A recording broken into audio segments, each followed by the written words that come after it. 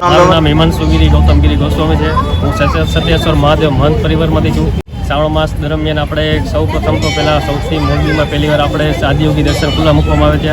ત્યારબાદ આપણે શ્રી રામ ભગવાનના દર્શન ખુલ્લા મૂકવામાં આવે છે। ત્યારબાદ આપણે શ્રી અમરનાથ ભગવાનના દર્શન ખુલ્લા મૂકવામાં આવે। ત્યારબાદ આપણે શ્રી રાધા કૃષ્ણ બાલકૃષ્ણ આઠમ નદી દર્શન કરવા ખુલ્લા મૂકવામાં આવે છે। ત્યારબાદ છેલ્લો સોમવાર એટલે કે મહાદેવનો છેલ્લો શ્રાવણ માસનો છેલ્લો દિવસ, ત્યારબાદ આપણે શંકર પાર્વતીનો આપણે દર્શન ખુલ્લા મૂકવામાં ભક્તો માટે ખુલ્લા મૂકવામાં આવે છે। આ મંદિરમાં તો મોરબીની સર્વ જનતાએ લાભ લીધો છે। હજારો ભક્તો મોરબીની હજારો ભક્તો આ દર્શન કરવા અને બીજા નંબરમાં એ કે આપણે સેવાવાળા પણ એટલા આવે છે।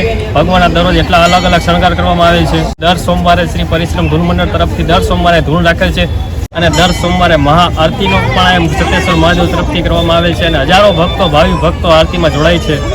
બોલો શ્રી સત્યેશ્વર મહાદેવ।